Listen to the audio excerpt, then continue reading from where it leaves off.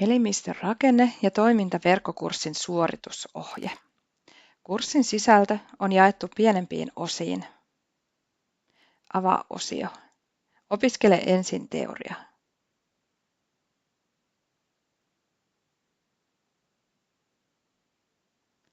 Infonappien alta löytyy myös tärkeää tietoa.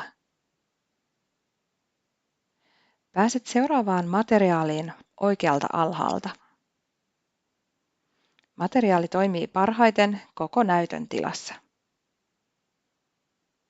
Siirry seuraavaan diaan nuolinäppäimellä tai kännykällä pyyhkäisemällä oikealle.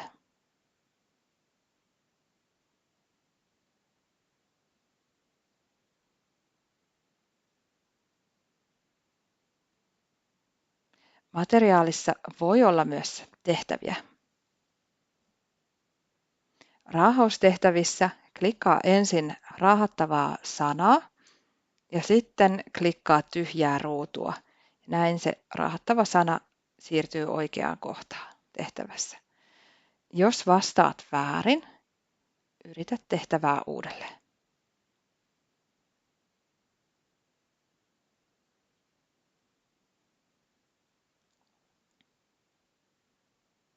Kurssilla on myös luentotallenteita. Voit säätää tallenteen nopeutta oikeasta alakulmasta.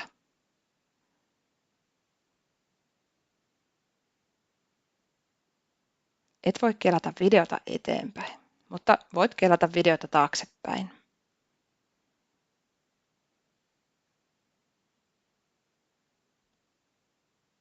Kun olet opiskellut teoriat, tee osaamistesti. Osaamistesti löytyy jokaisesta osiosta. Eli niitä on monta kurssilla. Osaamistestiin pääset vasta, kun olet opiskellut osion aiemmat teoriat hyväksytysti. Läpipääsyraja on tehtävissä ja testeissä 80%, eli esimerkiksi pitää saada 8 pistettä 10. Näet jokaisen tehtävän kohdalla, onko se tehty.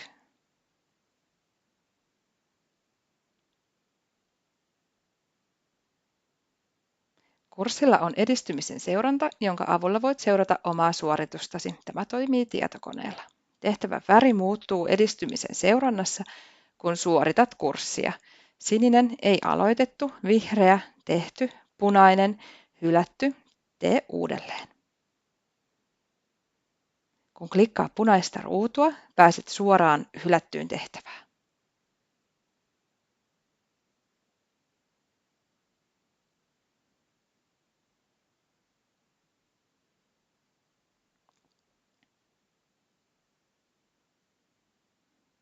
Tarkista kurssin lopuksi, että edistymisen seurannassa kaikki on vihreänä.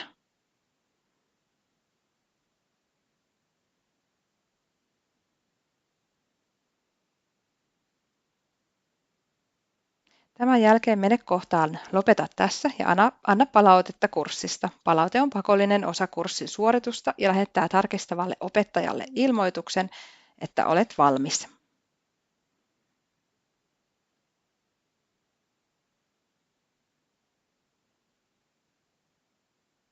Verkkokurssi on laaja ja sen opiskeluun menee aikaa, eli ala opiskella sitä heti, älä jätä viimeiseen iltaan.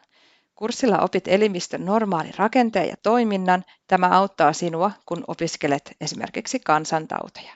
Jos kohtaat ongelmia, kysy apua lukujärjestykseesi merkityltä tarkistavalta opettajalta. Ja lopuksi oppimisen iloa.